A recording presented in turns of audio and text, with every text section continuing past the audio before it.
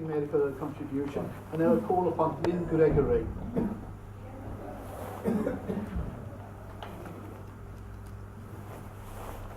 Hello everybody, can you hear me? Yeah.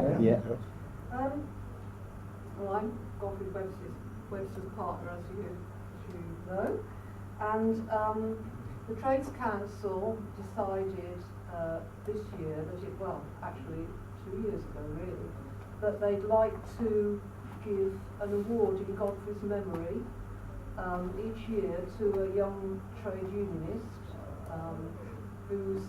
or a campaigner who's doing something to further the cause of working class movement in the West Midlands.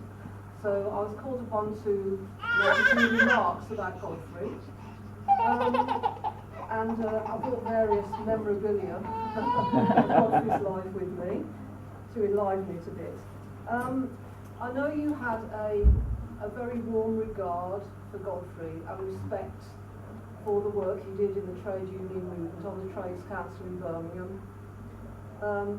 But I'd like to ask the question, why should we have a commemoration of Godfrey Webster and the work he did as chair of Birmingham Trades Council?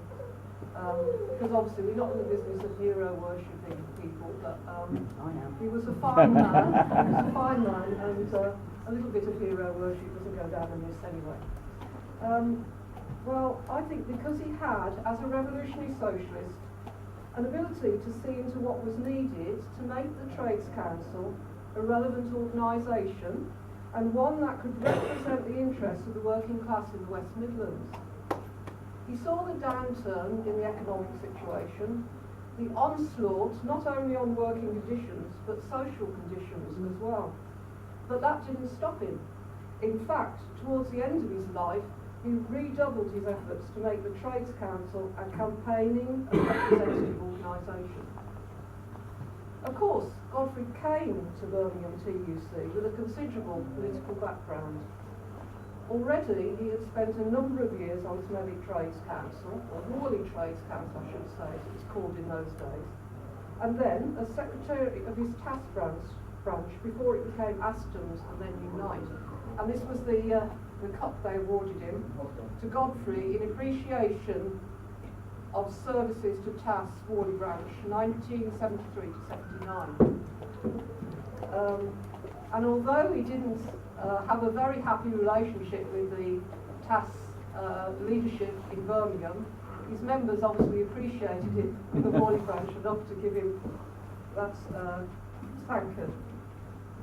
And also, he played an important part as a member of the community health councils that existed at that time. His trade union work was very important to him. In the 1980s, when the Cowley car plant was on strike, he did all he could through his work, through his contacts in the Redditch area, to try and get some solidarity action from the workers at the small car component suppliers which supplied parts to the factory. And this proved successful. He was also involved in the battle over Saltley Gate, and as an engineer and trade union rep in the drawing office at GKN, he made contacts with the shop floor struggles going on just around the corner in the main factory.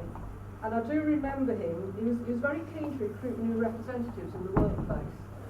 And I remember him encouraging quite a few women, especially on the shop floor, to become active in the union. And he himself was involved in, it was quite difficult, as you can imagine, being a staff representative in TAS. You know, you weren't actually part of the muscle of the shop stewards movement. But he managed to, when his drawing office was faced with closure, which they eventually did close it, they went on they marched from his drawing office to the big GKN factory, which was just down the road on Heath Street. And I think he did get support. I think there were one or two people there who were from the factory.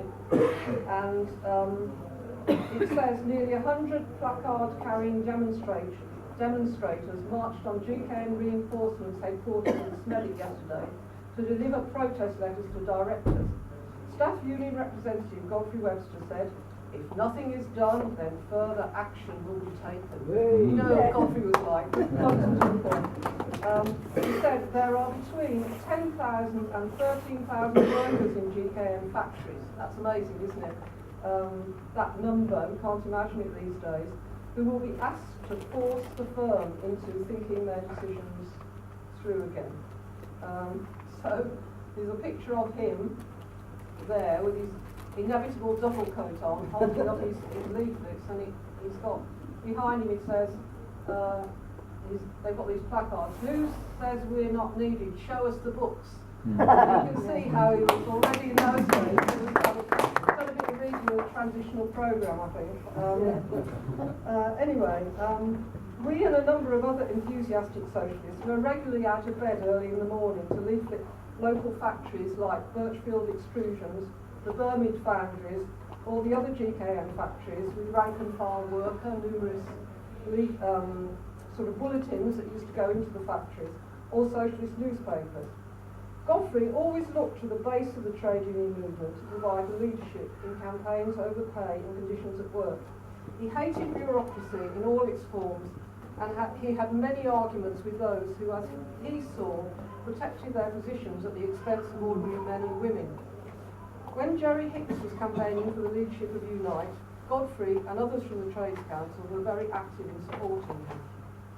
Godfrey's lasting contribution to the Trades Council was his ability to bring people together, to realise that the long-term battle to take back the power from the bosses and improve the lives of the working class was much more important than sectarian squabbling. Of course, the Trades Council doesn't just concern itself with trades union issues, vital as these should still be and have been in the life of this organisation. We remember the fantastic practical solidarity offered to the miners in the 1980s, campaigns over the bedroom tax, housing, the benefit system, mental health, and international issues like Kashmir or Syria solidarity. He was a very practical man, and that's what we should celebrate also. He never missed a meeting of his trade union branch or trades council, and he kept up writing leaflets, getting them printed, seeing they were distributed, going on pickets of the council. So we need that kind of work today, now more than ever. A broad, non-sectarian approach combined with keeping on the struggle for a socialist society by collectively pooling all of our strengths. Each can make his or her own contribution. His work culminated in the setting up of Birmingham Against the Cuts at the height of the onslaught of the Tory government on local government, which continues to this day. He was patiently chairing the meetings, bringing people together to try and highlight the cuts, and again kept up his broad non-sectarian approach. I remember how sad it was when he knew that he would have to give up the job of chairing the meetings, as he really enjoyed trying to direct the work of the Trades Council into positive channels. Godfrey loved seeing people develop and make their own achievements, and he patiently encouraged them and passed on his skills in his own modest but politically astute way. It's a fitting and wonderful thing, I think, that we can give an award in Godfrey's memory each year to a young trade unionist or campaigner who comes forward in difficult circumstances to try and end the oppression of their class. With trade union membership at an all-time low and austerity pressing down on all our lives, with racism unfortunately finding expression through the Brexit vote, and now the danger to the world that Donald Trump represents, I hope that the Trades Council can still be a relevant and campaigning organisation as we celebrate together its 150th year.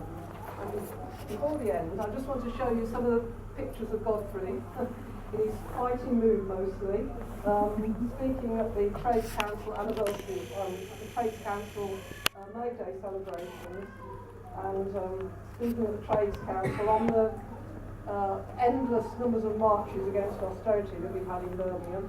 And I think that's rather fitting. Godfrey trying to infuse the youngest generation. He's shown his grandson a book on the shelf which is called The Essential Marks.